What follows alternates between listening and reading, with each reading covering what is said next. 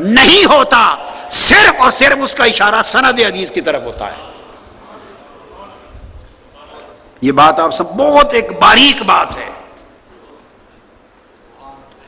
ہم جب کہتے ہیں یہ حدیث صحیح ہے تو اس کا مطلب ہے اس حدیث کی سند صحیح ہے، درجہ صحت پر ہے، جو صحت کی شرائط ہیں اس حدیث کی سند ان شرائط پہ پورا اترتی ہے۔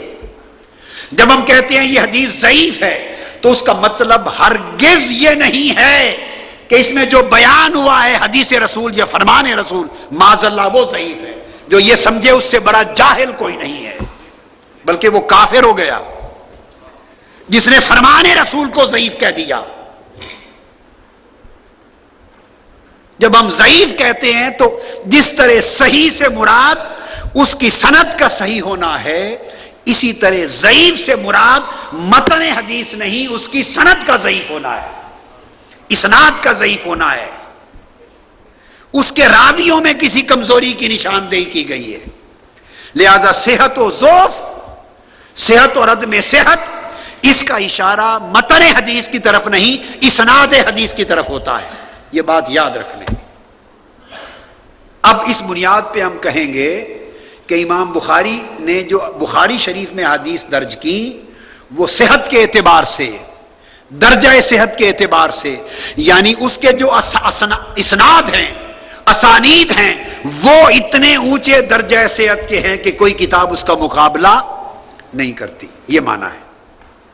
جب یہ معنی آپ سمجھ گئے تو اس کے دو معنی اور بھی ہیں، وہ بھی ذہن میں جما لیں، عمر بھر یاد رہے آپ کو۔ وہ کیا ہیں؟ جیسے کہتے ہیں نا لا الہ الا اللہ، نفی بھی ہے، اس بات بھی، یہ تو تھا اس بات، مقام صحیح بخاری کا اس بات تھا، مقام صحیح بخاری کا اس بات تھا کہ اس کے اسناد درجہ صحت میں سب سے اونچے ہیں، پھر مسلم کے ہیں۔ بعض محدثین نے صحیح مسلم کو بخاری سے بھی اونچا درجہ دیا، اس پر بحث ہوئی ہے، مگر حق یہ ہے کہ صحیح مسلم افضل ہے صحیح بخاری سے ترتیب احادیث کے اعتبار سے۔ نظم و ترتیب میں صحیح مسلم بخاری سے بدرجہ اعلیٰ ہے، نظم و ترتیب میں، سیکوینس میں، آرڈر میں۔ امام بخاری ایک حدیث کو اگر 20 جگہ لاتے ہیں تو متفرق ابواب میں لاتے ہیں، چونکہ وہ ہر جگہ احکام ثابت کرنا چاہتے ہیں۔ امام مسلم تمام طرق، تمام احادیث ایک جگہ یکجا ترتیب سے جمع کر دیتے ہیں۔ تو امام مسلم شریف جو ہے وہ سہل ہے اخذ کرنے کے لیے اور نظم و ترتیب میں اعلیٰ ہے، اور بخاری اعلیٰ ہے درجہ صحت میں، درجہ صحت اسناد میں۔ جب یہ سمجھ گئے کہ یہ اس بات ہے درجہ صحت میں بخاری کا، تو دو چیزیں انتفاع کی بھی ہیں وہ بھی سن لیں۔ تو اس کا معنی یہ ہرگز نہیں ہے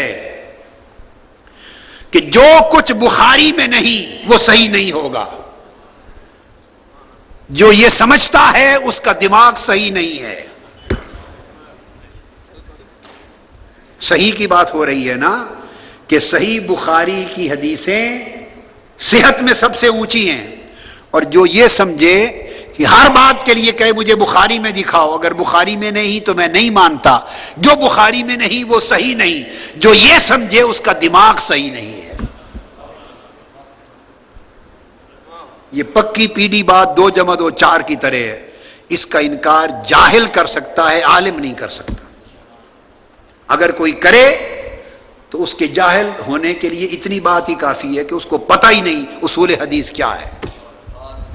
اور بدقسمتی یہ ہے کہ یہ دور ہی ایسا ہے کہ یہاں بحث کرتے ہیں بغیر علم کے، ساری بحث، تکرار، فتوے، تنقید، سارا کچھ بغیر علم کے، اسلحہ جہالت کے اسلحے کے ساتھ کرتے ہیں۔ لہذا یہ سمجھنا کہ اگر کوئی حدیث بخاری میں نہیں تو وہ صحیح نہیں ہے، یہ ساری بات ہی صحیح نہیں، غلط ہے۔ بخاری سے باہر بھی احادیث صحیح موجود ہیں، یہ میں آپ کو سمجھاؤں گا، یہ نکتہ بتاؤں گا میں۔ لہذا صحیح کا مطلب، صحیح بخاری کا مطلب یہ نہیں کہ جو اس سے خارج ہے وہ صحیح نہیں، نہیں، اس سے خارج بھی صحیح اس سے باہر زیادہ تعداد میں ہیں، اس میں تو صرف 2513 ہیں۔ بخاری شریف میں تو حدیثیں جو صحیح ہیں کل وہ صرف 2513 ہیں بغیر تکرار کے، تو کیا کل 2513 حدیثیں صحیح مروی ہوئی؟ امام بخاری کا قول سن لیجئے، کیا امام ابن حجر اسقلانی نے مقدمہ فتح الباری میں خود امام بخاری کا قول نقل کیا۔ امام بخاری فرماتے ہیں 1,00,000 صحیح حدیث مجھے یاد ہے۔ یہ مقدمہ فتح الباری لکھ لیں، اس کا صفحہ بھی آپ کو لکھوا دوں، یہ بڑی اہم بات ہے تاکہ آپ کے ذہن نشین رہے۔ مقدمہ فتح الباری 254 صفحہ ہے اس کا، امام اسقلانی 254 صفحہ، اور پھر بے شمار کتب اصول حدیث کی جو مسلمہ کتب ہیں ان میں درج ہے، یہ بات محقق ہے، آگے آئے گی تفصیل۔ امام بخاری خود فرماتے ہیں کہ 1,00,000 احادیث صحیح احادیث یاد ہیں اور 2,00,000 غیر صحیح احادیث یاد ہیں، اور غیر صحیح کا معنی موضوع نہیں ہے، یہ ایک الگ فنی بات ہے۔ جب غیر صحیح فرمایا تو اس کا مطلب ہے جو انہوں نے معیار مقرر کیا اس بخاری کے لیے، جو ان پر پوری نہیں اترتی دوسروں کے نزدیک وہ بھی صحیح ہو سکتی۔ تو 1,00,000 صحیح احادیث تو خود امام بخاری کو یاد تھی، اور جامع صحیح بخاری میں تو درج ہیں صرف 2513، باقی 97,487 حدیثیں بنی، 97,000 سے اوپر، یعنی لگ بھگ 98,000 سے کچھ کم یہ حدیثیں وہ ہیں بچ گئیں جو صحیح تھیں، جن کو امام بخاری نے خود صحیح کہا، میں نے نہیں کہا ہے، امام بخاری نے کہا کہ مجھے 1,00,000 صحیح حدیث یاد ہیں، تو انہوں نے جن کو صحیح کہا ان 1,00,000 میں سے صرف 2500 حدیثیں بخاری میں ہیں جمع 13، بقایا جو 97,500 احادیث بچی تقریباً وہ صحیح بخاری میں نہیں ہیں، وہ صحیح ہوئی یا نہیں، وہ کہاں گئیں؟ تو وہ باقی کتابوں میں آئی ہیں کہ نہیں؟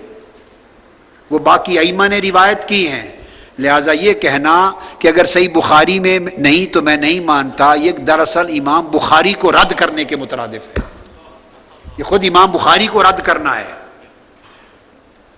وہ فرماتے ہیں میں نے ایک پیمانہ مقرر کیا ہے خاص اس کتاب کے لیے، جو اس پیمانے پر صحیح احادیث میں سے جو اس پیمانے پر پوری اترے ان کو میں جامع الصحیح میں لیتا ہوں، الجامع الصحیح میں، اور جو میں نے نہیں لی وہ 97,500 مزید صحیح احادیث ہیں۔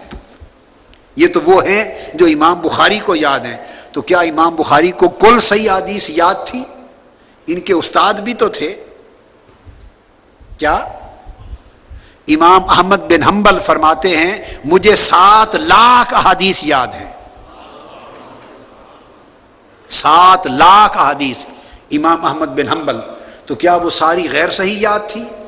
امام بخاری کے شیخ ہیں، 8 مرتبہ امام بخاری بغداد شریف میں امام احمد بن حنبل کے پاس جاتے، ان کی خدمت میں رہتے، ان کے گھر قیام کرتے اور ان سے سماع کرتے۔ امام بخاری 7,00,000 حدیث امام احمد بن حنبل ہی کو صرف یاد تھی، تو وہ باقی احادیث صحیحہ باقی کتب میں آئی ہیں، سو یہ کہنا غلط ہے کہ جو بخاری میں نہیں وہ صحیح نہیں، یہ مغالطہ عمر بھر کے لیے دور کر لیں، علمی مغالطہ تھا۔ اور یہ بھی غلط ہے